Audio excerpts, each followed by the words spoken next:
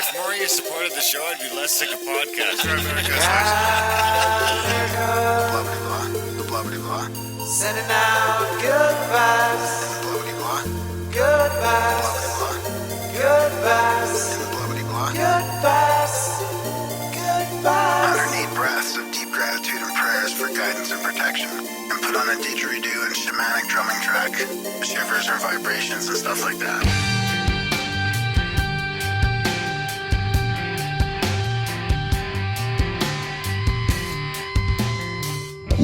Grimerica. The majority of us come from foster care and orphanages and off the street and homeless shelters. Yeah, there was a lot of kids that came in out of there, from the same background that I came from.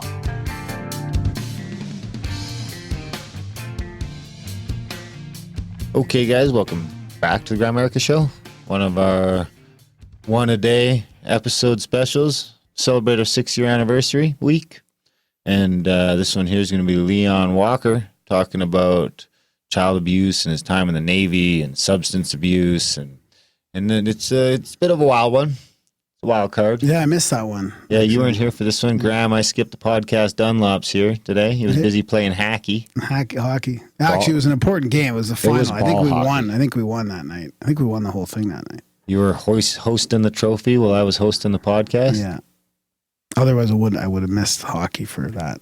For this, unless it's the final game.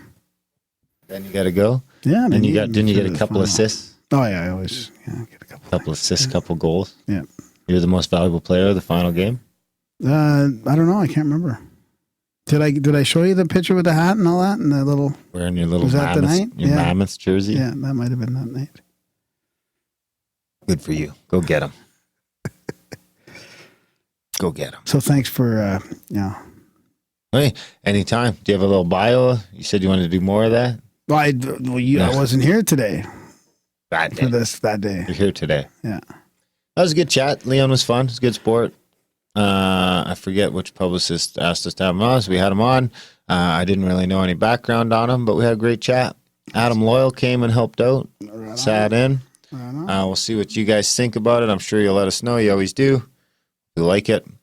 And this is the first in our series of shows. We're releasing one every day this week to celebrate the anniversary of the show. Grimerica.ca/support. If you could find it in your heart if you're finding some value from the show, and you can head over there and hit us up with some value back, Because hopefully in the form of the monthly. Because it really helps. And we can't do it without you. And we really appreciate everybody's support. I mean, really, it's amazing. Can't do it without fantastic. Yeah. That's right. So sorry, keep going.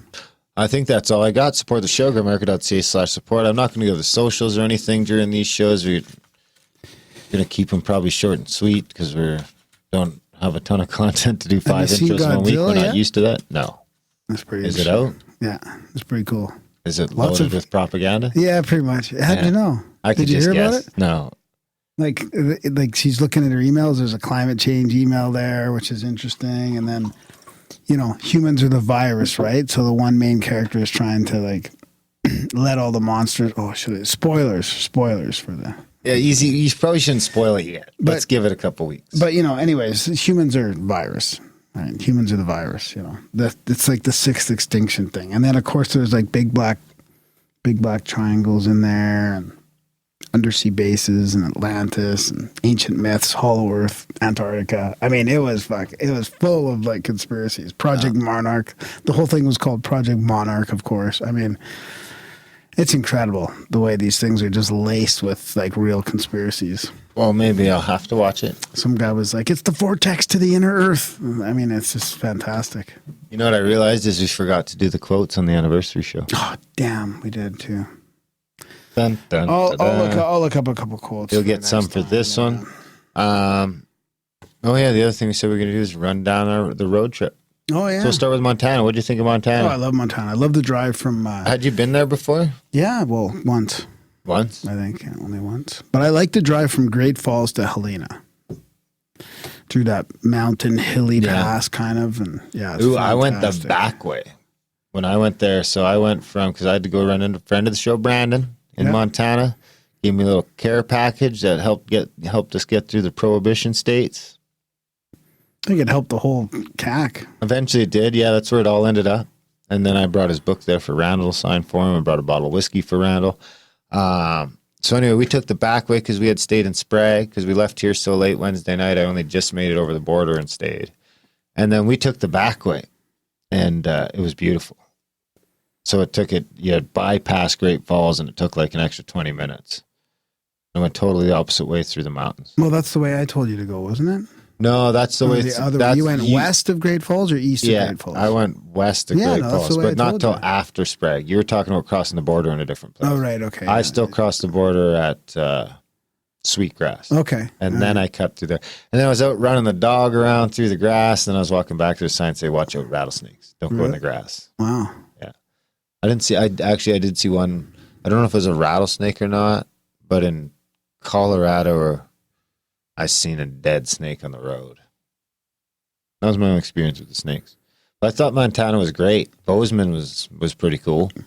I saw a couple snake brothers. The people in Helena were fantastic. Oh, that's what I wanted to say. The people all the way down to the States, through Montana, Utah, Idaho, and Colorado. I mean, fantastic. The nicest people, like, hi, how you doing? All the time, like, just we were in super Helena. nice. The customer service and just how nice people were was fantastic. We stopped in Helena just to go get some stuff for lunch and stuff like that. And you're in the grocery store, and it's me and Lisa and 2 kids. So we just start building stuff up, right? You go from thinking you're getting a couple of things to your hands are kind of full because the kids don't want to carry anything. But he just shows up with a shopping cart. He's like, hey, man, it looks like you guys use a cart. You want this cart? We're like, yeah, man, thanks. And then what's funny is later in the trip down in Colorado, I just finished emptying out my cart, and some guy just comes by with his cart. He's like, oh, I'll take that for you, man. Like, that shit never happens in Canada. Yeah. It never happens. People say Canadians are nice. I don't know. Maybe it's because we look like fucking patsies, and they're just nice to us. But like Canadians, do we have a look to us when we're down there? I don't know. Anyway, I agree with how nice people are everywhere I go down there. I find, people say the stigma is that Americans are rude and Canadians are polite. But I definitely don't notice that when I go to the States. I think it's got something to do with those states specifically. I mean, honestly, it's the mid. But it was the same thing in like Washington, Oregon. Yeah. Mind you, it could be that I'm always in small towns. Yeah, maybe. Yeah. I'm never stopping in. I'm bypassing cities. LA. I mean, it is difficult in the I didn't stop in Salt Lake City even. You know what I mean? Like, did you stay right in Salt Lake City? No. I wonder if it'd be different if you went right into the city, if it'd be more like Calgary eyes. Maybe. Probably. Yeah, I thought Montana was great. I'd like to go back. I'm going to go back again soon, I think, and go visit Brandon, maybe do some hiking, check out some dolmens with him. That'd be great. Realize how close he is. He's just right there. Yeah. Yeah, I mean, Maria and I decided to go to the nature a little bit more as well. Like, just seeing all that stuff. And the drive down there and back was fucking phenomenal. Yeah. But even we have the Rockies right next to us, too. Like, just last summer, I didn't even get there. Like, we got to get out to nature more. And I get into these Rockies, okay. But there's something about those U.S. highways. Amazing. Oh, the 80 miles an hour speed limit helps. That helps.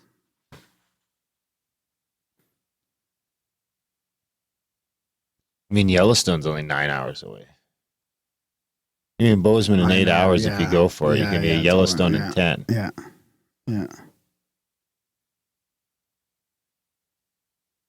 Do you have a quote there for us? I haven't played a jingle in a while. I got a pharmaceutical quote here. Pharmaceutical quote? I just pulled it up. The fucking profound pharmaceutical quote of the week? Let's just go with this one, I'm going deep.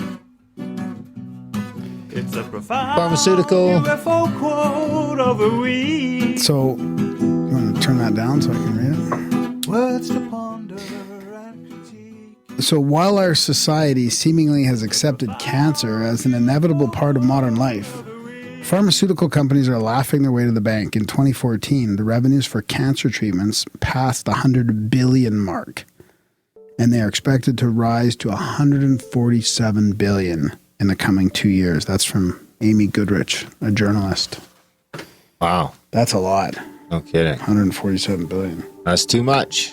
Too much. Get on the CBD, people. We're gonna pile through the quotes here. Yeah. I'll Whoops! I spilled the coins. nice. They're a table decoration now. We can't even begin to explain how consciousness, how sensation arises out of electric chemistry. I like that one. That's from Henry Marsh, a neurosurgeon. Thanks, Henry. Thanks, you guys, for listening. Thanks for listening for 6 years, 350 episodes. This will be number 351. We said we're going to keep these short and sweet because we are going to release 5 shows in a row here as a thank you all for listening and supporting us over the years. That being said, enjoy the chat with Leon Walker.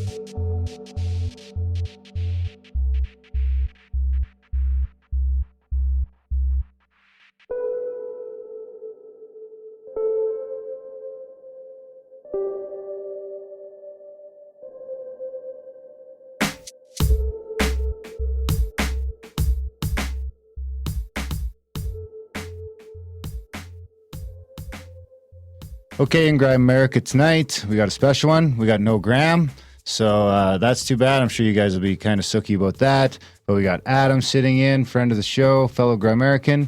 And we're excited because we got Leon R. Walker here to join us. He just wrote the book Broken, The Survival Instincts of a Child, which is kind of his debut memoir. And Leon's an advocate, a motivational speaker. And he's taking his message of hope and survival to our podcast. And as a survivor of numerous childhood traumas, including child molestation, sex addiction, and domestic violence, Leon is sharing stories from his violent upbringing to motivate and inspire today's at-risk youth. April is both Child Abuse Prevention Month and Sexual Assault Awareness Month. So we're happy to have Leon here. Julia Brown over at the publishing was happy enough to send us your book, and we're thrilled to have you here, Leon. Welcome to the show. Thank you. I'm thrilled to be here. Appreciate it, you guys. Happy to be here. A lot of audio gremlins visiting us to get started here tonight, but finally we can get going. So maybe can you just sort of give us a rundown of I'm pretty sure most of our audience is probably not gonna have heard of you quite yet. So maybe we can kind of give a rundown of who you are and how you got here. And I know most of our audience is probably the ones that don't have kids are probably just kind of out of teenagehood. So I mean, a lot of this is going to be a really great message for our listeners. Okay, yeah, sure. I'm originally from East Cleveland, Ohio.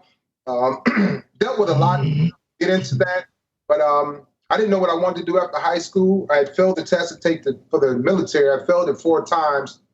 And on the 5th time, I did pass the test. So I decided to join the Navy. I wound up serving 32 years. I've been all over the world. I've sailed the seas, the oceans. I've been on 11 deployments. I've been to the Persian Gulf numerous occasions, conflicts throughout the year. I was in the Persian Gulf when the USS Stark, if you guys get a chance, look it up, USS Stark was bombed by 2 missiles in 1987. And I'll talk about that later on in my second book coming up out this fall. But been on 5 ships, have 15 years at sea. My job in the Navy was a navigator for about 21 years. And after that, I became an executive level leader. I have 3 kids, 3 god kids, and I am divorced. I'm now a motivational speaker, like you mentioned, and an author. I love people. I love helping people. I love talking. I love inspiring people. I am 53 years old, 53 years young. I run often. I just started getting back into running. I ran 1 marathon a few years ago. I'm about to run another marathon in May. So if there's something that you want to do in life, always push yourself. Don't sit back and be comfortable. I tell you that for those listeners out there, get out of your comfort zone. Make yourself uncomfortable. For me, fortunately, it's kind of weird to say, but I was fortunate enough to be uncomfortable as a kid, and I'm remaining in that uncomfortable zone. So it helped me grow and helped me become a stronger person, both physically and mentally. That's interesting because, I mean, a lot of people, I would imagine there's a lot of people that share your same story that kind of take the other road. Yeah, they do. They go the other way. Some people never overcome the obstacles that they run into as a child.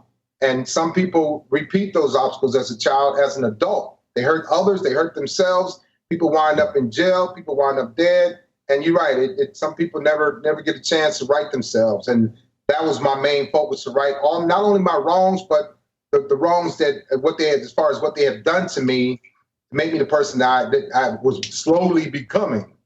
So yeah, you're right about that, Darren. What kind of, was there a defining moment that you can look back on? Like, you're kind of, you're a kid, you're going through all this terrible stuff. Can you look back on one moment that it just sort of, you were like, well, like, did you kind of come out of that experience as wanting to did you always have this drive and this vision, or was it something that sort of kicked in at some point? Okay, so what happened was, and I like to tell his listeners, do it now, but study your parents. We go through life just knowing our parents. We go through life just loving our parents. We go through life just being around our parents, but there's not really a time where we study our parents. My breakthrough came a couple of times. Aside from being molested and raped and being addicted to porn early on, my breakthrough came when I first learned. I was always called dumb, stupid, and slow. I was told that you'll never be anything. Even by my senior counselor, I was told you'll never pass the test to get in the Navy. You'll never get into the Navy. You'll never get into the military. But my breakthrough came, oddly, it was a weird time when, after I got molested, I needed an outlet. So my parents were going through hell. My parents were fighting, arguing, beating each other. I had to, witness my mother get her face smashed in, her teeth knocked out. So I was looking for outlets. I was looking for somebody to help me through this pain and this agony. But what happened was, we had a dog that would have puppies often, and I was kind of like terrified. I didn't know what to do to help her have the puppies. So one night I went out there, it's probably 2 a.m, to help her with her puppies, help her deliver her puppies. And that became comforting to me. Aside from everything, all the hell I was going through in the house, that became something that I'm like, wow, I'm not dumb. I'm not stupid. So I helped my dog deliver her puppies. And one little, she had 13. And it was like she had become accustomed to me coming out there to help her deliver the puppies. It was kind of weird that I would know around the time my dog was going and was, delivering. And I would help my dog deliver the puppies often. And this was something that really helped me out. Aside from delivering puppies, I became really entrenched in and loving animals and pets, except reptiles, except snakes. But we had frogs, we had hamsters, we had gerbils. So animals became an outlet for me. Animals became a way for me to think that, hey, I can be somebody. I can, I'm not dumb. I'm not stupid. Somebody does love me. Aside from my parents and my family, I felt like my animals love me too. And I know a lot of people out there feel that way. That's why they turn to snakes. That's why they turn to frogs or reptiles or dogs. I had the same thing. Now, there was another breakthrough. That was the first breakthrough to get me through the agony and the pain that I was going through from being raped by pouring myself into animals. Another breakthrough came when my mother had a friend that after my parents got divorced, my father had to move out. And so his name was, I called him Chaz in the book. He was gay, and this is one thing that helped me understand not only myself, but people. People are people. You don't judge people. You don't look down on people. And with Chaz being gay, he was the first gay person that we had met.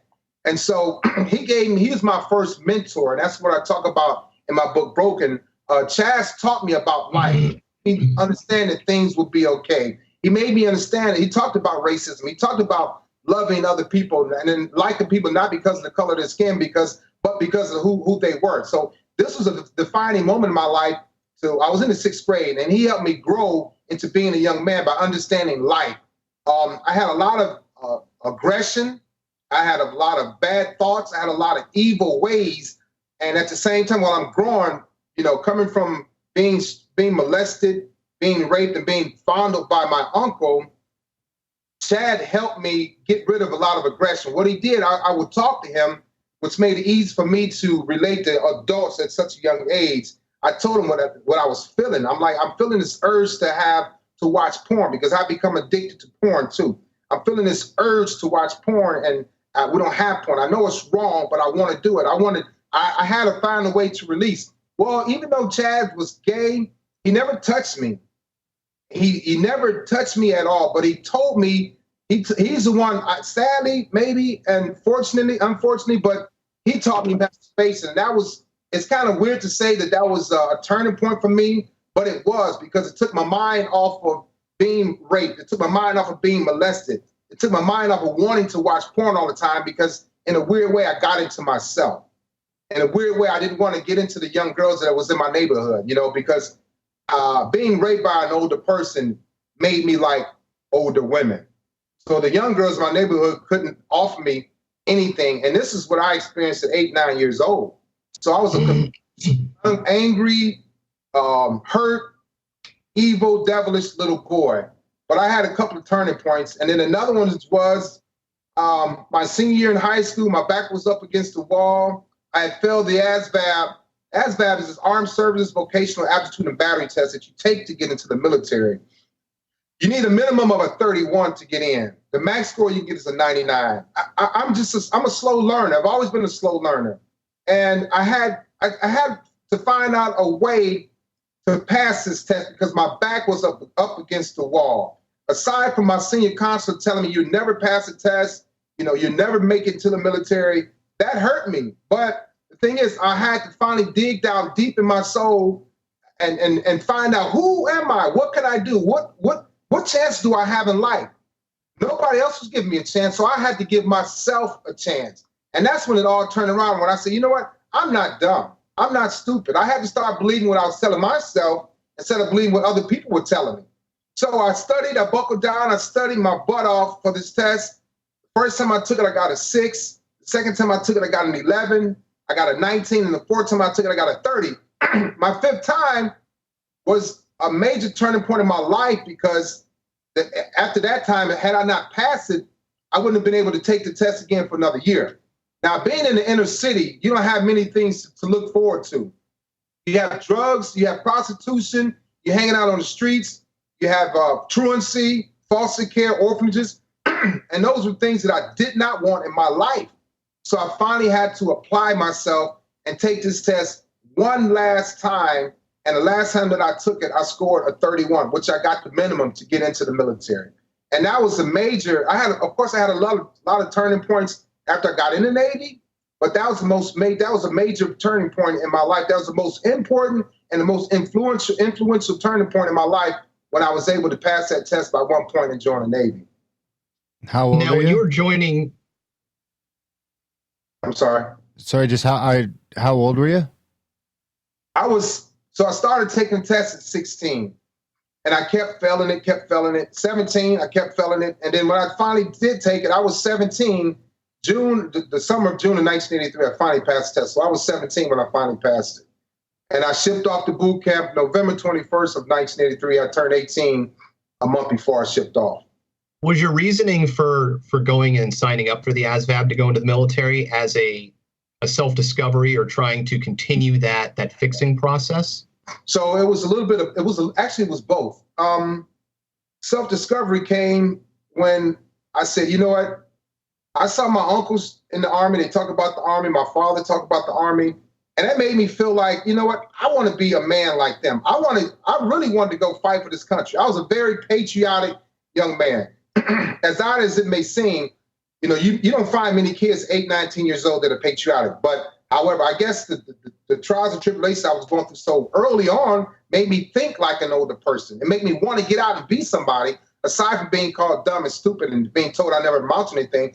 I wanted to become a military man. I wanted to impress my uncles. I wanted to impress my father.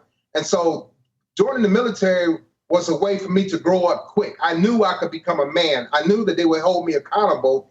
And I knew other things I wanted to do. I wanted to travel the world. I wanted to get away from Cleveland. I wasn't suited for college at all. I was afraid of exams. I was afraid of tests. So the SAT, it wasn't a question of me taking the SAT. I wasn't going to take it.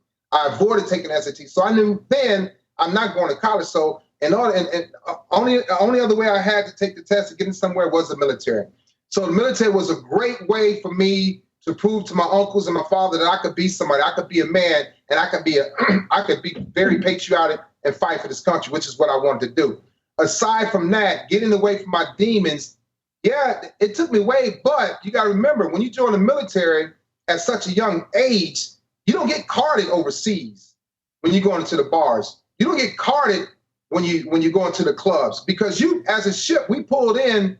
We had 300 men on that ship, with the pockets full of money. They're not going to card you. So I was introduced to the biggest party in the world. I'm talking about alcohol, drugs, women, violence. So I was reliving everything that I went through as a child. I wasn't molesting or raping people, no. But I was reliving the porn, the older women, the excessive sex, the big parties, the alcohol, being devilish, being evil, because you meet people from all walks of life, and you learn from people from all walks of life. I was 18 years old when I first learned about Wiccan. I was 18 years old when I first learned. I had friends in the Navy that knew about witchcraft. That blew me away. These guys are 18 and 19 years old doing witchcraft in the Navy. People say, you're in the Navy. We're there. We're here to protect you all. That's what we do in the military. But at the same time, who's there to protect us in the military? I had friends, like I said, that knew witchcraft, that were studying Wiccan. I had friends, not saying that those were bad things, but I had friends that were buying opium in the Middle East, buying hash in the Middle East. We were exposed to everything at such a young age. And you think, people say, yeah, we're safe in the military, but also, I'm not saying we're unsafe, but you get exposed to a lot. Yeah, you get exposed to a lot that you don't ever expect to be exposed to. Yeah, I wouldn't have thought that at all. That's kind of even blowing my mind a little bit. I would have thought the military was pretty straight and narrow for an 18 or 19-year-old kid. Well, it can be. Don't get me wrong. The military is is by far the greatest decision I've ever made. But you got to think about it like this. If I join the Navy from Cleveland, I get sent to boot camp to Great Lakes in Chicago. My first duty station is in California. And then we leave California and we head right to Panama. I'm 18 years old. We head right to Panama. And what's in Panama? Back then in 84, cocaine, women, prostitutes, alcohol, okay? And we have pockets full of money. Back then it was a lot. Now it's a lot. But then so what are they gonna say? Here, you guys, you're 18 years old. You're old enough to fight for this country. We're not gonna not let you come in this bar. That's the main thing. When we, aside from keeping the sea lanes open, we establish friendships with host countries. They love the military when it comes into town. When a military ship pulls into any town, country, continent, whatever, they're gonna spend at least maybe a little less or more, maybe a little less, but upwards of $1 million being in that port for 4 to 5 days. They charge the ships for water. They charge to handle our sewage. They charge to there's a brow that connects from the pier to the ship. You get charged for that. You get charged for electricity. So when a ship comes into a foreign port, it's open arms, wide open.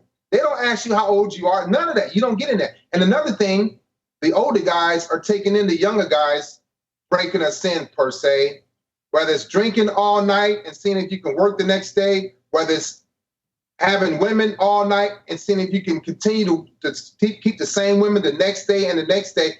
This is around the world. I tell people I've been in the longest party that anybody can possibly be in, from 18 to probably my mid-40s is when it slowed down. But don't get me wrong, the military is a great place to be, provides you education, it provides stability for families. It's more cleaned up now, but back then it was a big rodeo. I mean, it was a big rodeo. People tried their best to get into the military. It was easier to get in back then because they had a thing called Cat 4s, Category 4, where you can just take the test. If you scored a 5, you can get in. But those are some of the hardest workers, some of the guys that didn't have it mentally, they didn't have the aptitude to learn, and I was one of them.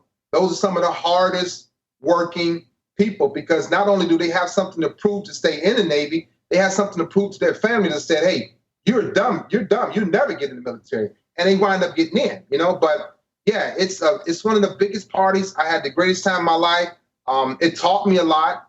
I'm not saying, there are some negative things, but it taught me a lot. The military will make you a leader at a young age.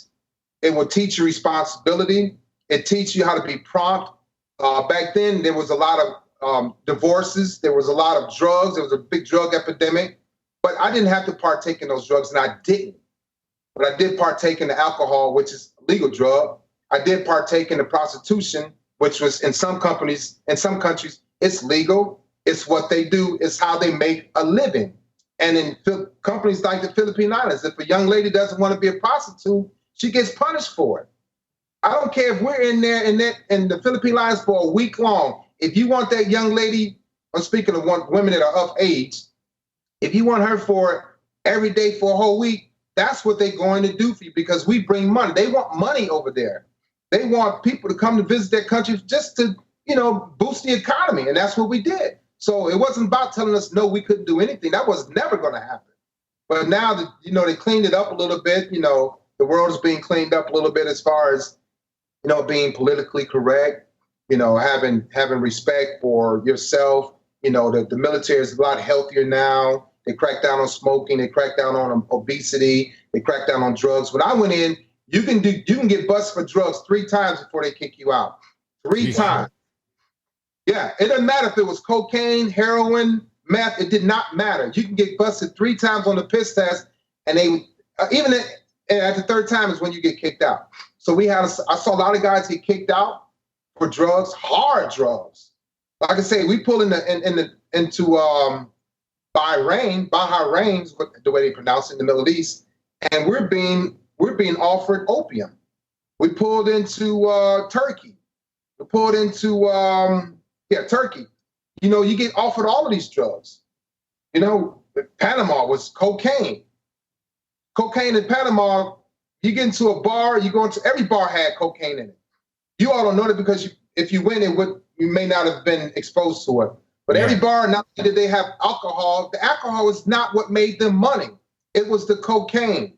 You pay $21 for the prostitute, she gets $1, and the $20 goes to the kingpin. That's how it was. And if you wanted opium in the Middle East, you got opium. If you wanted heroin overseas, you got heroin. If you wanted marijuana in Haifa, Israel, you got marijuana. That blew me away, because one of the biggest things in Israel, aside from the Wailing Wall and the Sea of Galilee and the banks of Jordan, they smoke a lot of marijuana in Israel. Israel is a beautiful place, lovely people, great food, great entertainment. Touring was great, but they will smoke marijuana over there. A lot of people didn't know that. I had no idea. I just thought it was all, biblical verses and where Jesus was anointed and all those things. We rode camels and everything, but they smoke marijuana over there. Now, don't get me wrong. I love the military, and if I had a chance to do it all again, I would do it the same way. But you can get exposed to a lot in the military. Was that a surprise to you? Did you walk in and you're just like, oh God? Well, you know what? I didn't say, oh God, because it was like the way I grew up, with being molested and raped and fondled sexually, it was like, I was like, cool, because it numbs it, sort of. You were able to run away from that? Was it kind of that sort of thing? No, actually, I ran more towards it, because we were exposed to more sex. You can get porn in the streets in Italy. You can get porn in Japan. So those things I had at 8, 9 years old, going into the military was like, okay, I can kind of like take a break. But yeah, it was a shock at the same time, but it was like those demons came right back, because I had never dealt with those demons when it came to porn and sex. I had never dealt with them. They were still inside of me. All I did was suppress those demons. So when I saw it again in the military, I'm like, wow. Okay, at home, I had to hide when I was watching porn, right? 8, 9, 10 years old. Now I'm in the Navy. I don't have to hide. It's what they do. It was part of the culture. I wasn't shocked about anything. That's why it was so easy for me to transition into the military with the my egregious ways, because more than anything, I was welcomed with that. Was that so? Was that mostly from the a lot of the cohorts having the same egregious ways, or was there like a pattern of sort of that childhood abuse that carries into was that sort of rampant as well at that time, do you think, or what do you think? Or is it just... my cohorts had the same problems, same issues. We had the same problems when it came to, childhood abuse. We could all relate and talk about it. Some of my friends come from foster care. They were in the Navy. Some of my friends come from juvenile. Back then, you go to court, say, for instance, you had a felony. Say, for instance, you had a DUI, or you robbed a store, or you broke into somebody's house. Back then, in the 80s, you go to court, and the judge say, hey, you either go to jail or you go to the Navy.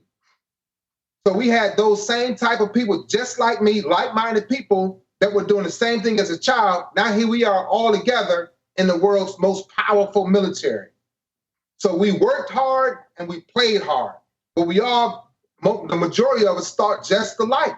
The majority of us were raped and molested. The majority of us come from foster care and orphanages and off the street and homeless shelters. Yeah, it was a lot of kids that came in out of there. From the same background that I came from. So we were all able to relate. But now it's like you get paid in the military. You go to the most exotic countries for free.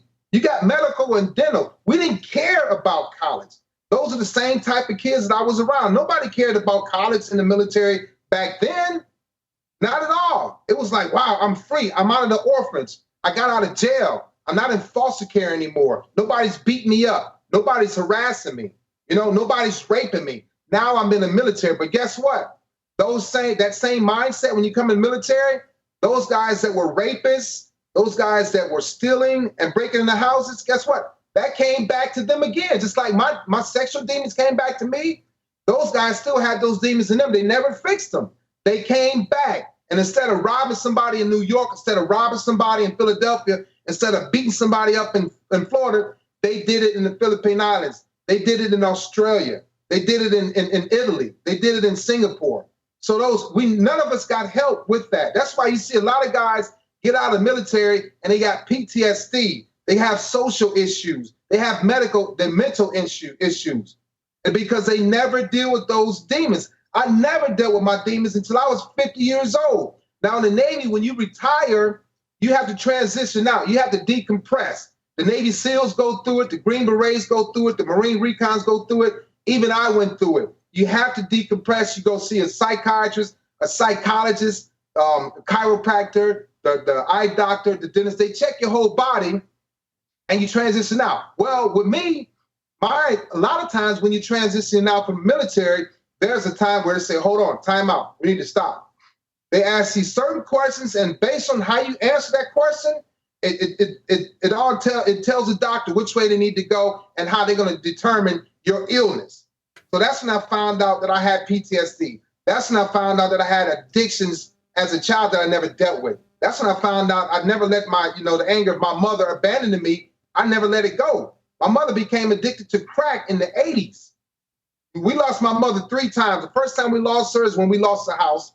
The second time we lost her is when she moved away. And then the third time we lost her is when she died.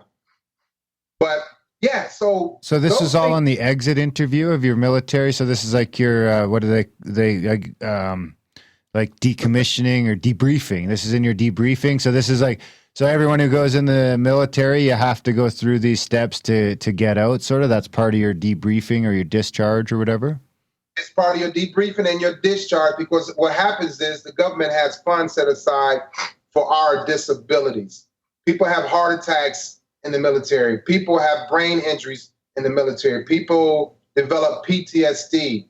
People develop personality disorders, migraines. So they have to make sure we're good to go when we get out. If we're not good to go, then they have to treat us. That's why you have these VA facilities that are so filled with Army vets, Navy vets, Marine vets that are still in there, that are in nursing homes, because they didn't find out that they had all these issues until they transitioned out. What happens is you're so well taken care of in the military, You know, you're so active. You're going every day, whether you're deploying, you're shooting people, you're killing the bad guy. Once that all stops, depression kicks in. Once depression kicks in, people start picking up bad habits, smoking cigarettes again, drinking alcohol, even more, right? They start picking up, the anger issues come back because now you don't have that camaraderie anymore. You don't have those friends around anymore. And so depression. Purpose, right? Right. You don't have a purpose. Right. There you go. Your purpose is gone. So it all starts when you start to sit down on your butt and you don't do anything. You don't remain active. And a lot of us put on weight because in the military, you are required to maintain a certain weight, a certain body fat. Twice a year, we get tested. That's not enough, but we get tested twice a year. So when we get out, people go back. It's called resocializing. You go back to your old ways. So a lot of people go back to being addicted to drinking and sex. Even though we were doing it in the military, we had to maintain a certain standard. So it wasn't like out of control, because the moment it got out of control, it's like, oh, I can get kicked out now. So let me maintain this. Let me suppress it just a little bit. Let me drink just a little bit. Let me watch just a little bit of porn. But when I get out, it's wide open. But at that point, you have nobody to watch you or care for you anymore. So, you know, you kind of like, you fall off. A lot of people fall off when they retire. They do. Yeah, and I guess when you're at service still, you get those sort of breaks where you're out at sea for a month and a half or 2 months and you're not sort of exposed to it quite as much. Right. So what happens is the longest I've been out to sea without pulling in was 83 days. It was 120 degrees. We were in the Persian Gulf, patrolling the northern part of the Persian Gulf and the southern part of the Persian Gulf. Back then, when they were shooting missiles at the tankers, just, you know, blowing up tankers, sinking them with oil in them, sinking them with natural resource, whether it be grain, whatever, coal. So it was like 83 days was the longest I had gone out. And yeah, you're right. We don't have much out there but food and work on the ship. So it's kind of cleanse your soul. You kind of cleanse your, you know, ease your mind. But guess what? The moment you pull back in, the first thing we go after are those demons, the alcohol, the sex, the porn. And for some people, the drugs. And then you know, it's finally you're 50 years old and you do this exit interview. So this is the first time you've talked to a psychologist or a psychiatrist?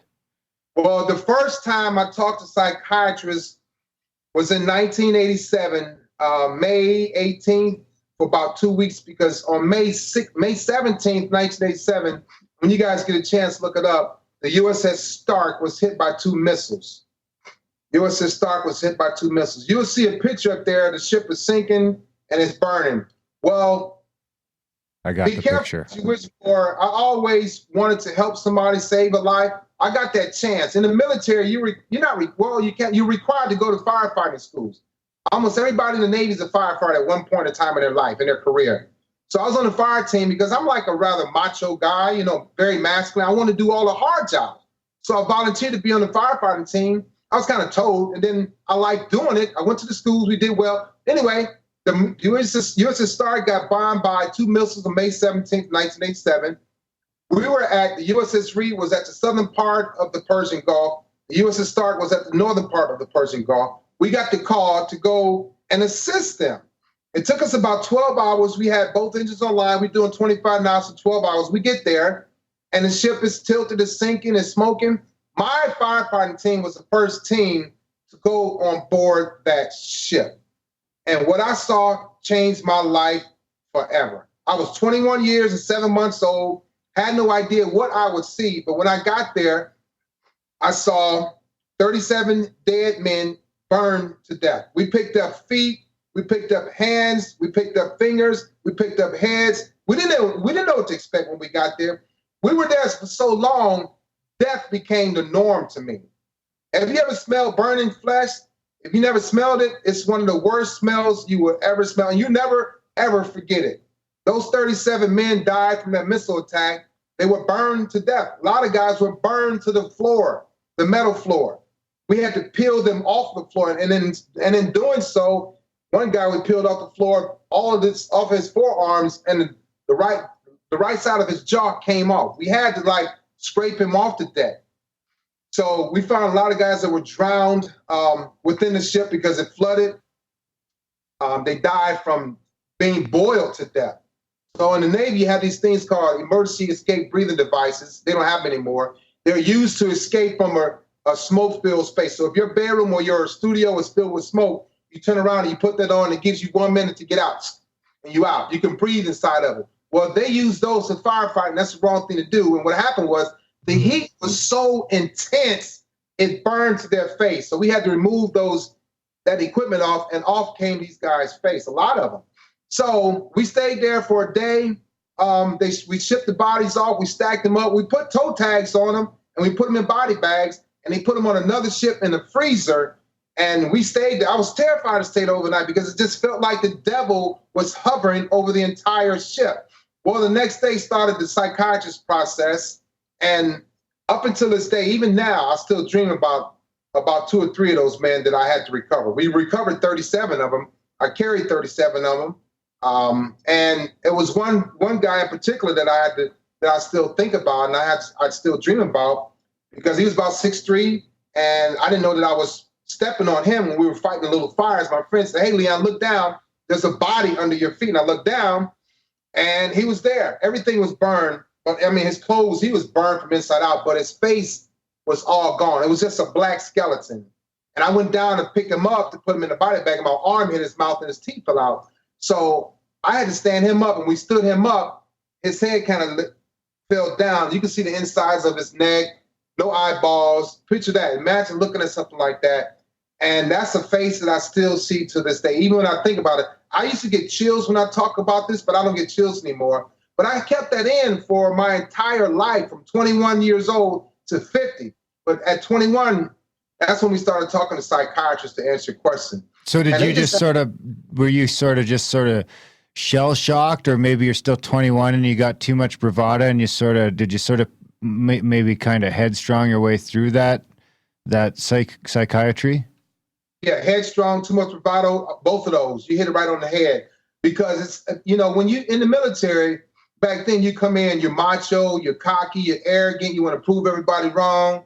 There was some, now don't get me wrong, there was some guys that lost their mind that night and that next day, and they were discharged out of the Navy because they didn't recover. Well, I had an innate ability to separate myself from hurt, from harm, from pain, and from reality. And I get that from my mother.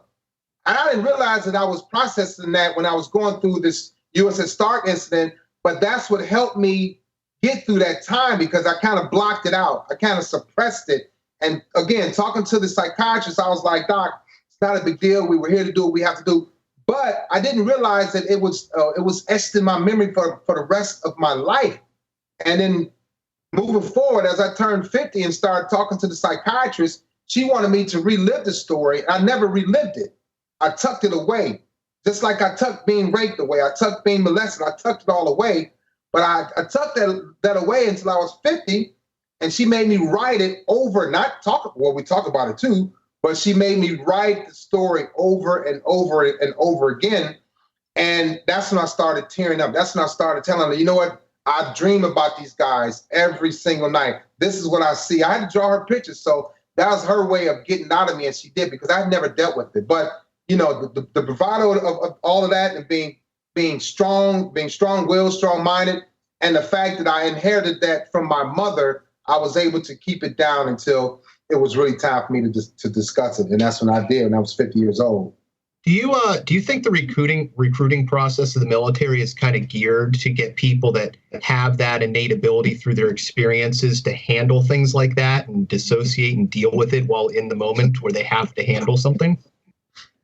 No, not at all. You know why? Because if they do that, if they ask those questions, they get the answers, they're not going to get a lot of people. Because this generation is pretty soft, unless you meet a young kid that has an old soul. But if the military started doing that, we wouldn't be able to man up the military. Right now, I think we have to put in an average about 44,000 a year into the military, the Navy at least.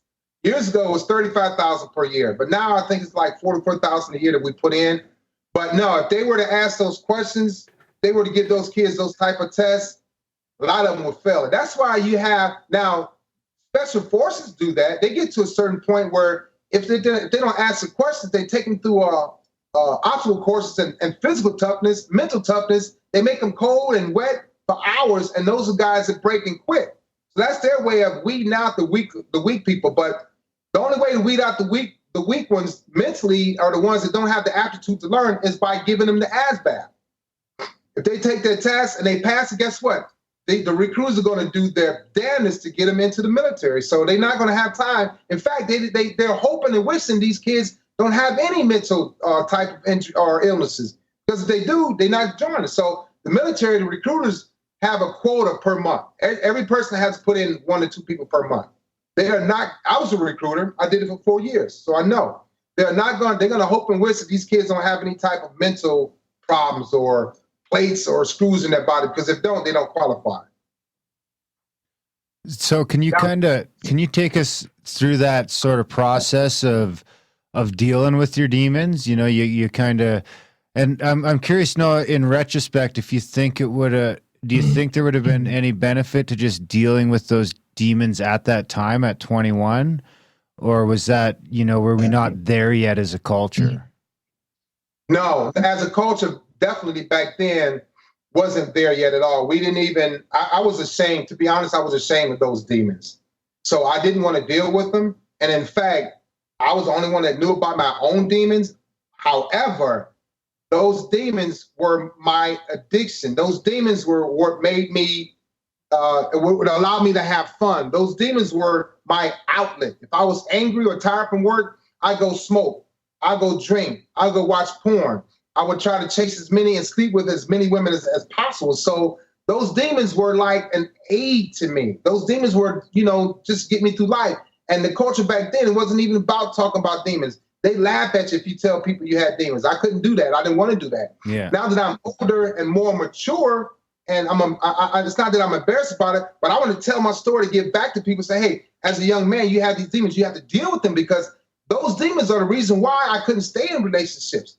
Those demons are the reason why I couldn't remain married.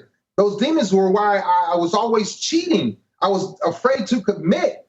I was mischievous. I was devious. So talking about demons back then, the demons back then, to be honest, were the things, that was the thing to have. It was good to be a whoremonger. It was good to have to drink all night long and then come to work drunk. It was good to do those things. Some guys, we looked up to the guys that snorted cocaine and didn't get caught. We looked up to guys that smoked weed and were still able to work at nighttime while we're out to sea. We looked up to guys that brought marijuana and opium and hash on the ship and got away with it. They were like our heroes. It's like coming from the inner city. My heroes were the guys that were the pimps, the hustlers, the drug dealers. Those were the cool guys. You look at the rock bands back in the 70s and 80s. Those were the guys we looked up to. Even coming from the inner city of Cleveland, East Cleveland, my parents made sure we were very diverse and not just being human beings, but music, right? So not only did I listen to the Temptations, the OJs, but I listened to Kiss. I listened to Blue Oyster Cult. I listened to Chicago. I listened to, the Bee Gees, the Doobie Brothers. I listened to all those groups. So those, the rock stars were probably your heroes too back then. The way they womanized and they tore up bars and they drank and they got on stage and tore up guitars and womanized, So just back in the Navy, the demons were like our best friend. They were my best friends. I didn't want to be nice. Being nice in the military back then got you in trouble. Being nice got you ran over. You were left behind if you were nice. So then fast forward, you're 50, you're doing your debriefing. So do you go into that knowing you want to deal with your demons, or she just kind of pulls, or your doctor, I think you said it was a she, right?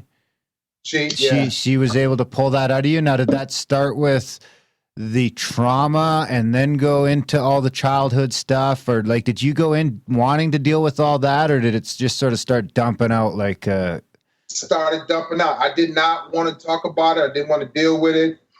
It started with me telling her about my mother, that, my mother died she was addicted to crack. She died in 2012. It started off by that. And I told her, I said, I'm still pissed off at my mother. I love my mother to death. My mother and I had a very close but very far relationship because I was still angry about her losing the house. I was angry about her leaving us, sending us across town to live with somebody we didn't know. I was angry about her, getting high. I was angry about my mother selling the jewelry that I bought her from the Middle East. I was still angry with my mother at 50 years old. I told my mother that I loved her when she was on her deathbed, and she smiled. The lady said, your mother hadn't smiled in 6 months. She was in California. I was here. I flew there to see her, and I walked in there, and she said, your mother smiled for the first time in 6 months. You must be her son. I said, yeah, and that's when I told my mother I loved her. She had developed a severe case of diabetes. They had removed both of her legs. This was all from smoking crack. So my therapy started off by talking about my mother because I loved her. I loved her to death. I was just so angry with her because I've always wanted a mother. I felt abandoned for a long time. And every relationship I got into, not only did I fall in love with the girl that I was dating, but I fell in love with her mother because I loved that mother figure. I loved the nurturing. But when my mother abandoned me, I was afraid of abandonment. That ruined all of my relationships. But my therapy started with talking about my mother, and she made me understand. She said, well, the fact that your mother was on drugs, that wasn't your mother. There was the drugs that you were dealing with. You weren't dealing with your mother. And that's when it all started to open up for me. I started crying, and then it started going into my childhood. She's asked me questions. I talked about the USS Stark, and I talked about the anger that I have with the guys on the ship that I could not save, that I wanted to save. I was unable to save. They lost their lives. Family was destroyed. So yeah, it started with the therapy. It started with talking about my mother and my parents' divorce, because I too am divorced. I repeated the same thing that my father was doing. I became an extreme person. I became verbally abusive. I became mentally abusive. When I spanked my children, it was like to the extreme. I make them strip down naked. My father would do that to us. So I kind of repeated the behavior. So that all came out of my therapy, and I just talking to her about the things that I never wanted to talk about. I never knew why I was acting the way I was acting, but it was because I was holding those demons in. I never dealt with them. I was best friends with those demons. Those demons gave me what I thought I needed in my life, what I wanted, but it wasn't what I needed. But those demons were my best friends. They were the people that I call them people. They were the people that I could turn to when I was upset with my girlfriend or when I was upset with my wife. I turned to my demons to make me feel better. I turned to my demons to cope with reality. It became a coping mechanism for me. If I was in an argument with my wife at the time, there's a couple of things I can do. Be verbally abusive, or go smoke some cigarettes and drink for the rest of the night, or go cheat. And those were my demons, and that's what I did. It made me feel better. I was so cold-hearted, I didn't feel bad about cheating. And I talked about that in my therapy. I was like, that was my way of dealing with reality. That was my way of dealing with pain, to hurt somebody else, to put my pain off on them. I could be sitting next to my girlfriend knowing that I just slept with another woman because my girlfriend pissed me off, and there's nothing she can say to me right now to make me mad because I just cheated. I know the worst thing you can do to a woman, a couple of things. You can cheat on them, you can give them a disease, or you can get somebody else pregnant. And I did that too. So my therapy was a whole bunch of work on me. It was 7 months long, once a week. Sometimes I would go twice a week. But I started feeling better when I started relieving all this stuff off of my mind, off of my heart, off of my soul. And I started to grow, and I started to see, man, I feel better now. I feel better.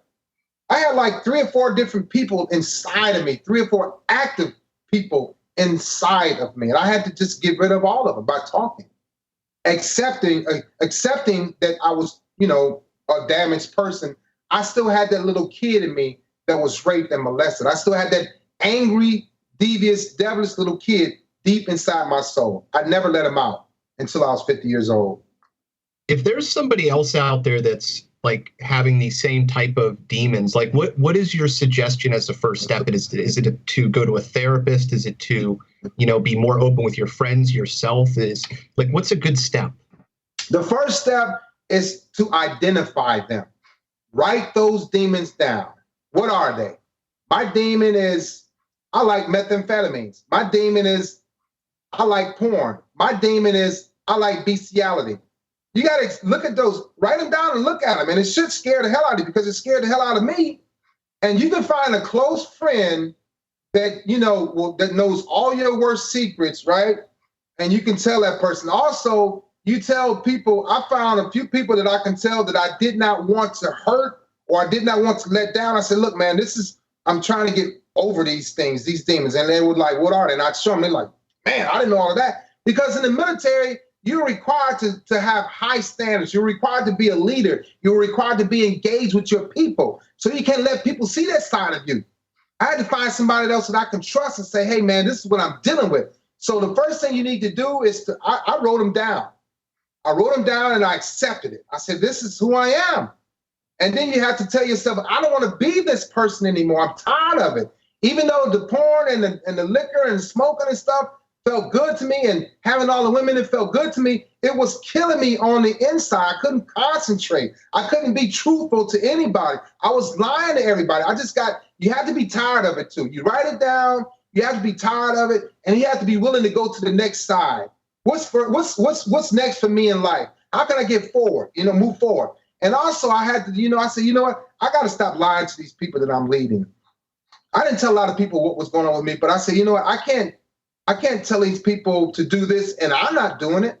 So I had to live the lifestyle that I really wanted. I had to live the lifestyle that was out here for me. I had to live the lifestyle that God had planned for me. I tell people, I don't go to church, but I believe in God. I have a great relationship with God. Whether you have a great relationship with God, with Buddha, with Wiccan, and whatever, you believe in somebody more powerful than you and somebody that you love, somebody that you do not want to let down. And that's who you tell your worst secrets to. Even if it's God, even if it's Buddha, if it's Wiccan, and whatever the case may be, you tell that supreme being, you tell that powerful force, you write them down. I wrote mine down, and I put them up on the wall. With me, my relationship was with God and a few close friends. I said, I'm tired. I can't. I'm ready to release myself from this. And so that's when it started happening. And now, don't get me wrong, when you're ready to get rid of those demons, they're not ready to leave you. They're not. Oh no. So you have to let that person know. If it's 3:00 in the morning, hey man, I want to get on the computer and watch some porn. No, don't do it, bro. Okay, that's all I needed to hear. My best friend on the other end said, don't do it. I'm not going to do it. And these are people that are always readily available to you. You got to have these people that you can call at 4 or 5 o'clock in the morning. But my belief was in God, and my belief was in my closest friends that knew my darkest secrets. Now, like I said, it didn't happen overnight. If I wanted to get up and go have a drink, I'd call my friend, hey man, I'm fiending for some alcohol. I'm fiending for a couple of women right now. I want it. No, don't do it, bro. Don't do it. Now, these were people that had the same addictions that I had that got over them as well. So keep yourself surrounded by like-minded people. Keep yourself surrounded by people that are in recovery as well. You want to get to where they are. Yeah, right. Right. They want the best for you. That's the key. Write them down, identify them, and tell your best and closest friends that have gone through that, or somebody that's going through it with you. Do it together. It could be a husband and wife. It could be a brother and sister. But you have to be ready to make that change. You have to want to make that change. If you don't want to make that change, therapy is not going to help you. A psychiatrist is not going to help you. A psychologist is not going to help you. To me, those people piss me off. They listen, they write it down, they listen, write it down. There was no connection. I had connection with my therapist. I did, because she actually listened to me. And when she pissed me off, she would let me stay mad. She would sit there in front of me. A lot of times I'd get up and walk out the office. And she said, well, I'll see you next week, or you can come back in if you feel like it.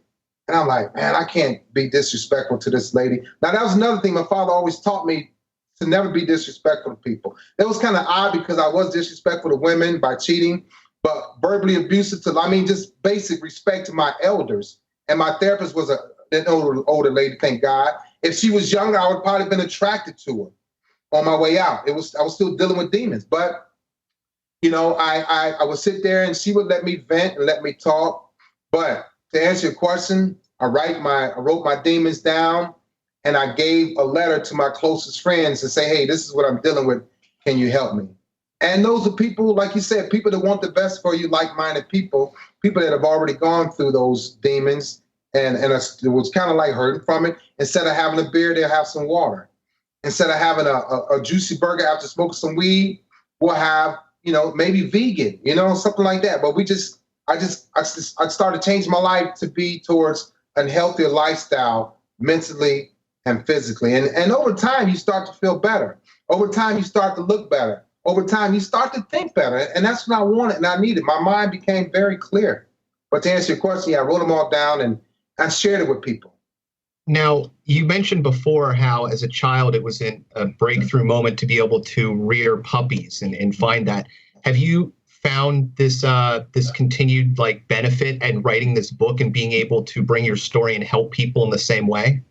Yeah, I definitely found it because for a long time, I never wanted to write a book. I didn't like writing. I didn't like reading. I didn't read my first book until I was 50, and my first book in its entirety until I was 50. There was a book called A Child Called It, because I can relate. He was abused. I didn't even know I was abused until I was 50. Had no idea. But that was the first book I read. And so my friend asked me to write a book. That's how my book came about. And I said, well, I'll think about it, because I was talking to him about helping young men and women off the street, getting them into his program. He had a ministry. And so he said, why don't you just write a book? Because he interviewed me. And so I started writing it, and it became therapy for me. It became very therapeutic because I was reliving the story. I was writing about it. And then I could actually sit here and laugh and smile about my story. And I for the people that are listening out there, even if you don't want to think about writing a book, just start writing a journal. It can turn into a book. But the biggest thing is that your book can help somebody out. It can save somebody's life, because a lot of people, we all go through the same thing. We all have a lot in common when it comes to drugs and addiction. But I chose to tell my story. I don't mind talking about it because I know it's going to reach somebody else. Just like you guys are doing podcasts, I may one day want to do a podcast because I like the way you guys set up. I like the way you ask your questions. This podcast can affect me. I might want to do a podcast. So, you never know what you don't know, because I tell people, don't set your mind on one thing for your entire life. Because I know some doctors, I know some dentists, I know some lawyers that are very unhappy, that have low morale. So going to what I'm saying is that allow your people, your friends, your kids to be free thinkers, to be free, and don't make your kids, concentrate on one thing, being a doctor, being a lawyer, and going to school for 10, 15 years, and then they wind up being unhappy in their profession.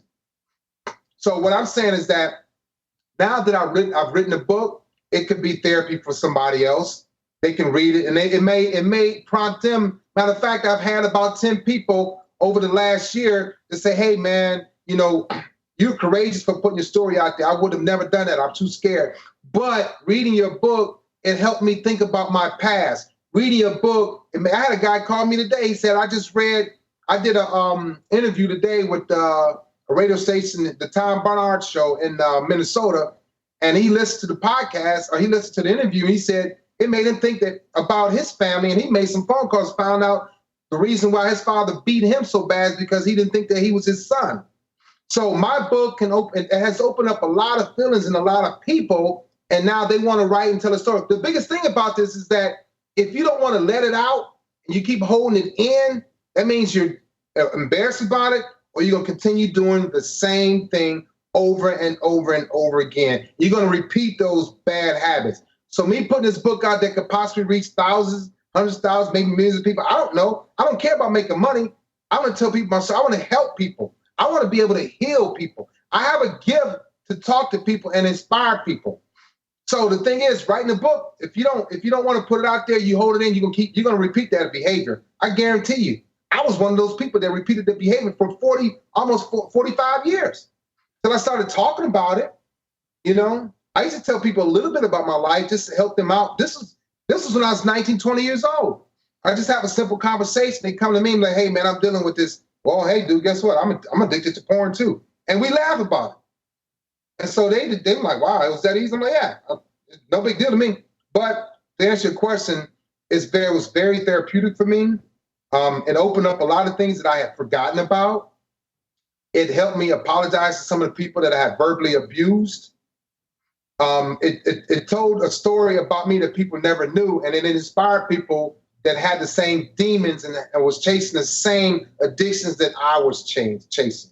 So yeah, very therapeutic, just like helping my dog deliver her puppies. Did you end up With journaling, did you take up journaling as a practice after writing the book? Like, does journaling fit in there at all? Because, I mean, journaling's pretty therapeutic too for finding demons and dealing with them. Yeah.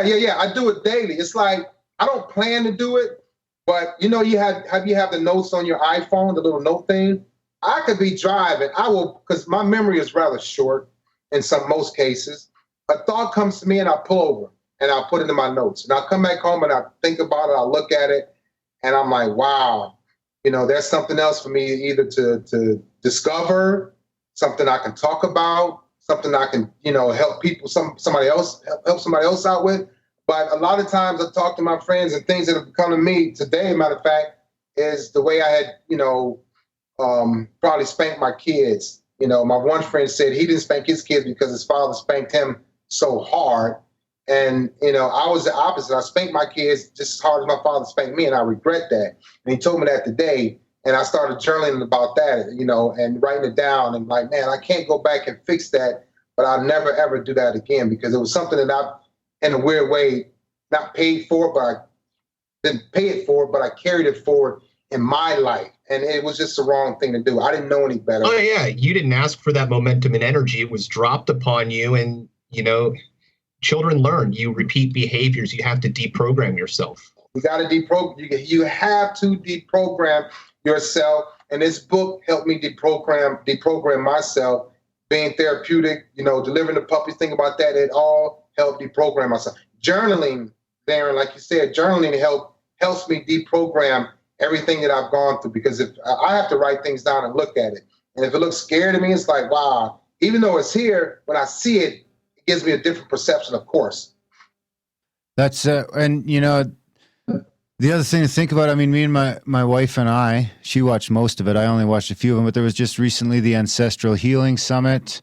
Was a webinar, and they had a bunch of things all day where you could watch speakers speak and present, and it's all about ancestral healing, and a lot of the, a lot of this stuff's pointing to the things, I think I've heard numbers as high as 7 generations that trauma can travel forward and backwards. So, I mean, if you think about it that way, I mean, maybe writing this book, you might have just broken a cycle that's been repeating itself for several generations, I mean, if you believe in energy like that, and you've made a couple comments during this interview that makes me think that you do.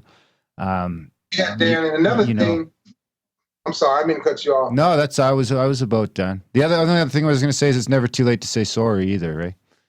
Right, that's true. Never too late. And I've been doing that too. I was reading this book. After I read my first book, A Child Called It, I started reading a book that was recommended me to my close friend, Nancy Manning. It's called, it's by Dr. Ryan Leaf. A really, really easy read. Not a thick book at all. Thick books scare me. It's probably 100-some pages, but it's called Unlock Your Brain, or Who Turned Off My Brain, or Who Turned On My Brain, by Dr. Ryan Leaf. So what you just said about doing damage generations down the line, the way she talks about healing that, the way she talks about fixing that is by having positive thoughts, changing your blood cells, instead of delivering those bad blood cells into your offspring. If you deliver those bad blood cells into your offspring, guess what? They're going to deliver them to their offspring and offspring and offspring. And that's where you get that 4 to 5, 6, 7 generations down the line. Because we never fixed that. By fixing it, you can just talk about it. You can educate people on, hey, don't be, this is what happens if you're addicted to porn. Porn goes to wanting sex. Wanting sex goes to having sex. Having sex goes to being promiscuous. Being promiscuous goes to wanting more sex and possibly getting a disease and possibly, damaging somebody else's life. So it goes from one thing to the next. But if you can educate people on the bad things that you've gone through, the bad thoughts that you've had, the addictions that you had, you can heal and change those blood cells, because blood cells regenerate themselves just like that. So I may not be able to go inside you, Darren, and say, hey, I'm going to change these blood cells, but I can tell you what can happen if you're verbally abusive. I can tell you what can happen if you hit your wife. I can tell you what can happen if you grope somebody. I can tell you what happened if you say bad words to people. And you're like, okay, Leon, I got you. Let's talk about it. And you stop doing that. So that next person won't take that on. And then when they do finally hear from years from now, it sounds foreign to them. It's like, man, what the hell is that? Like these kids nowadays, if you yell at them, some of them go into a ball, right? They curl up, they cry, they run away. But if somebody wants to yell at the three of us, it's like, all right, dude, whatever. That's because we were raised like that. We were built like that. But these kids are not built like that. So you have to change that by talking to them, by communicating and educating them on it. You know, you educate other people, the screamers, about not screaming at people because it's going to affect those kids. But screaming at us is not it's actually funny when people scream. It'll piss us off. It might make you want to fight. But at the same time, it's not going to make you curl up in the ball and quit. But these kids now, this generation, you yell at them and they go tell on you. And they go tell the teachers and the principals and the superintendent. I've been through that. And I said, well, I can't do that because these kids, even though they're smart mouth kids, they're still going to talk smart. They're going to still curl up in the ball when you yell at them. They're smart mouth, but they're not mentally tough. But you can make them mentally tough. You can train them. You can slowly get them there by building up their confidence. But I was too rough with my kids. I'm easing down on them now a whole lot because I've seen what happens when you yell at them. I've seen what happens when you threaten to hit them or something like that. They can't take it. They're not used to hearing that language.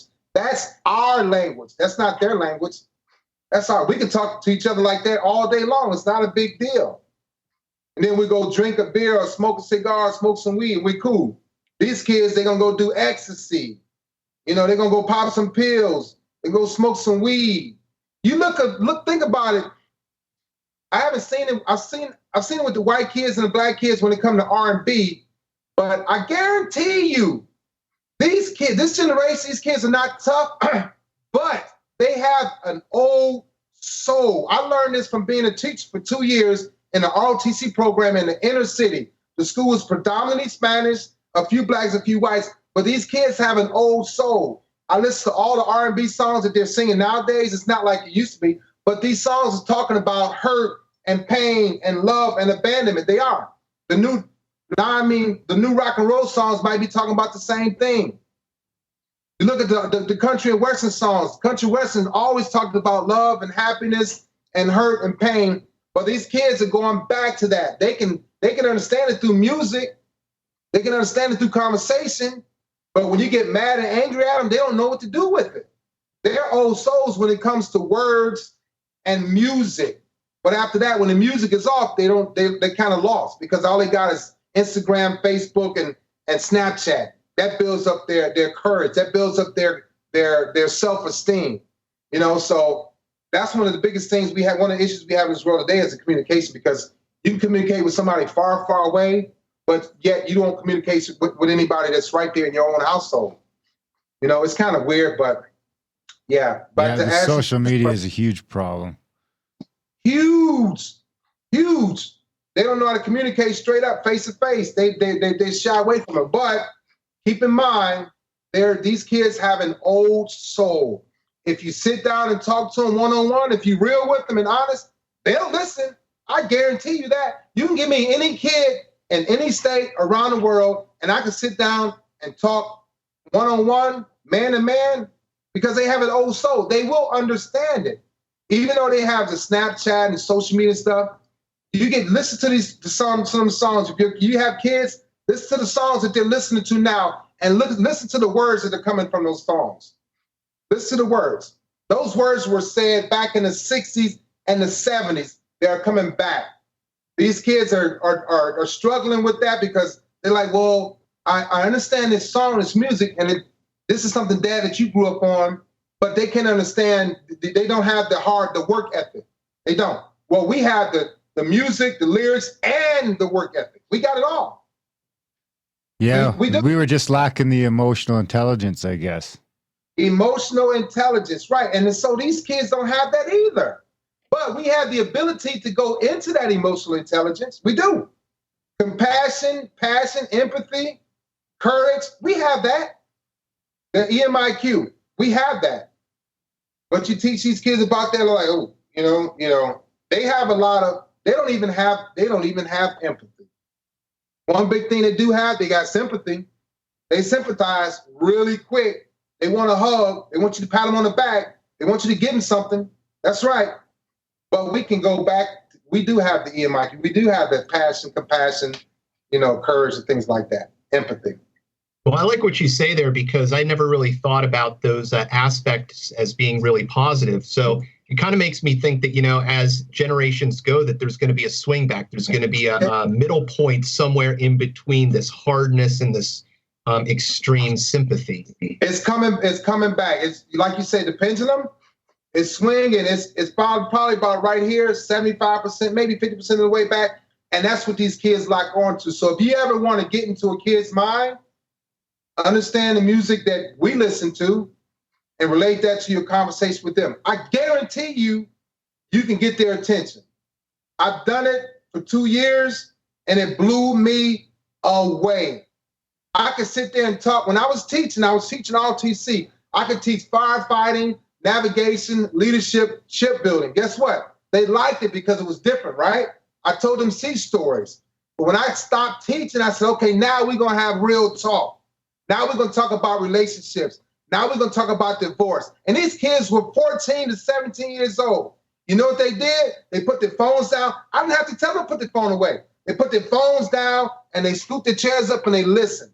They say, we want to hear these things. But the problem is, it's not in the curriculum. These teachers are young. These teachers don't even know how to talk to these kids like I do. They can't because they don't have it. They're almost in the same generation. So the teachers are not allowed to talk to them about real life experiences. I was doing that. I made that part of my weekly conversation every Friday with the kids to talk about real life situations. I told them what can happen to a female's body if she gets an abortion. We talked about that. We talked about divorce. Nobody talks about that in high school. They don't. But you're right. The pendulum is swinging back slowly. And if you want to get to some kids, if you want to hire somebody to help you with the podcast, if you want to interview them, sit down and talk to them about real life issues. The eyes will get big, the ears will perk up because they don't get that. You know why? Because the parents are older and they don't think that that's part of a relationship they can have with their kids. But it's essential that you have that relationship with them. That's the only way you're going to reach them. The yelling part don't work. Yeah, it's like a thing that's sort of missing from the days maybe when we were more raising kids as a group than in a nuclear family. You sort of had those crazy uncles around as well. You had the sort of the parental figures, and then you had other adults that were just sort of more chummy, and you got sort of both sides of that relationship as opposed to now just parents stuck with kids and everyone's going crazy and stressed out. That's right. Parents, you got the chummy side, you got the other side, and now you got parents stuck with kids. But you know what? Parents are stuck with kids, but that's why they're so happy to drop them off at school and be done with it. Be done with it. I took a kid's cell phone last year in May. She freaked out. But you know the worst part about that? I was like, you can freak out all you want, and you're not getting your phone back. Her mother called the principal. The principal came to my classroom and said, why did you take her phone? I said, sir, she's breaking the rules. He said, yes, I know, but her mom called me. I said, so what?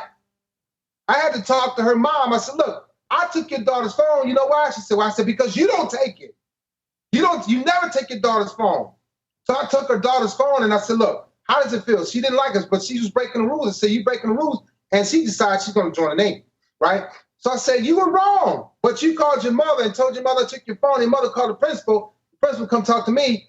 Now I'm in trouble because you broke the rules. So in that instance, we didn't have the different type of parenting mechanism right there. Both of them was like chubby, cully, and here I am, the hard guy in the middle, like I needed some help. But I gave her phone back. At the end of the day, I held on to it. Had I broke down and gave it to her when her mother called, I would have lost the battle. Yeah. She would have repeating that. But a lot of these parents, what I'm saying is a lot of these parents don't know how to relate to their kids. They're afraid to relate to them by being tough on them. But you don't have to be tough on them. You can talk to them. Like I said, you talk to them about real life stuff. Well, you shouldn't use the phone. That's breaking the rules. You can wait to text when you get out of class, whatever the case may be. They'll listen, but the yelling and screaming. And then when these kids know they're wrong, they know that if they tell their mother and they cry, their mother's going to feel bad. There comes the nurturing part. Okay, I'll call the principal and we'll get your phone back. And then the principal gets into his little nurturing phase and feeling all bad and upset because the kid is unhappy, the kid is mad. So what? The kid broke the rule. When you go to a job and break the rule, you're gonna lose money, you're gonna lose time, you might even lose your job. Well said. So before we wrap up here, Leon, where can we get the book? So you can get the book on Amazon, Barnes and Noble. It's all over, bro. The way my publishing company did it, they put it. It's everywhere. It's Kindle. You can download it electronically. If people want to get in touch with me, I'm on Instagram, Facebook, Leon R. Walker. You can Google me. I got a lot of my military stuff on there. My retirement ceremony is on there, some of it, But yeah, Instagram, Facebook, Leon R. Walker. It's easier to order the book on Amazon. For some reason, it seems quicker. Amazon is huge. They get you what you want when you want it, and as fast as you want it. But yeah, I'm starting to do another tour around here. I'll be going to Cleveland and Chicago for my book tour, and branching out after that. But yeah, Amazon, Barnes and Noble, anywhere really where that's selling books, whether it be on a Kindle or e-reader or paperback or a hardcover. But anyway, anybody's listening, you can be an author. It's not hard. You got content. You can have a book. You can write a book that's 10 pages, talk about being addicted to alcohol and how you overcame that. Great book, powerful book. You can do it. It's not hard. I just kept writing and writing and writing. I started writing June 6th of 2016. I didn't stop writing until August 11th of 2016. I wrote for 65 days. And when I was done data dumping my life, I had 1,000 pages. So I turned it into 4 books, maybe 5. Jeez. Well, I can't wait for the next one to come out. And when it does, give us a ring and we'll have you back on. Sure, bro. I enjoyed it, being here with you guys. I know I talked your heads off. That's what it's for. That's what it's for. And if you decide you want to start up a podcast, shoot us an email and we'll see what we can do to help. Definitely. I'll keep that in mind. Hey, I'm doing more than one thing. Always multitask. Yeah, I'm kind of the same way. Okay, Leon. Well, have a wonderful night. It was wonderful talking. Nice talking to you guys. Thanks for having me. I appreciate it. Come back anytime. I will. I look forward to it. Had a good time.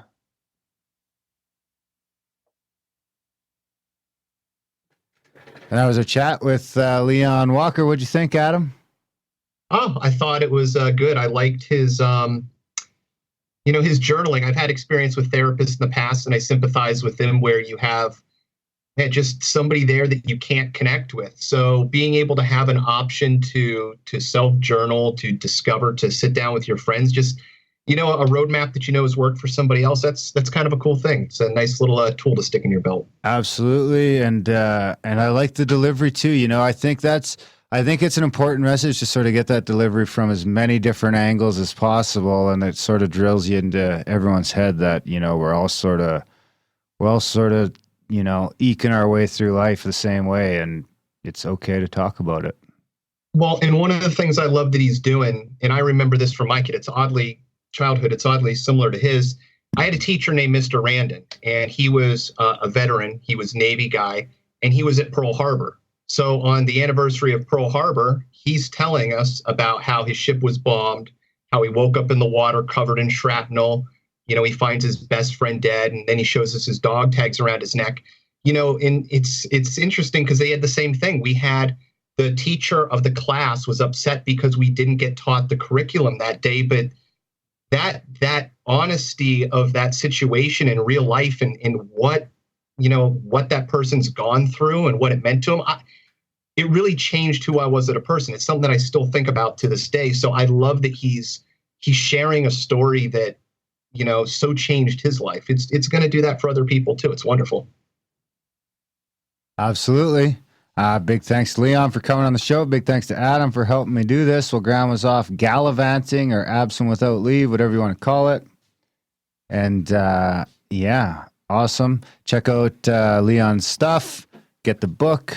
Check out social media stuff. While you're on the internet, maybe you could head over to grimerica.ca/support. Sign up for a support today. Of course, we are 100% listener supported, and we love you guys for supporting us. And do all the stuff in the news in the show notes. There's a bunch of different things to do in the show notes. Do all that stuff. Other than that, thanks for listening. and we will see you next week.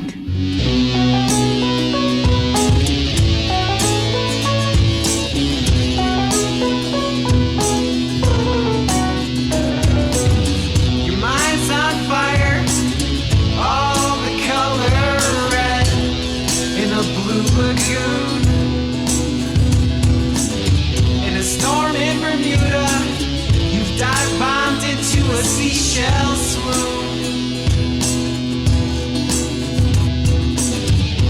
Maybe your easiest dreams make sweet perfume.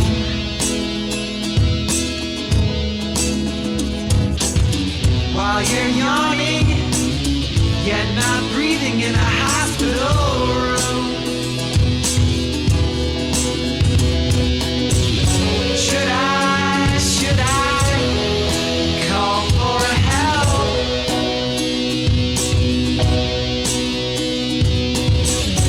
We are drowning in this ocean swell.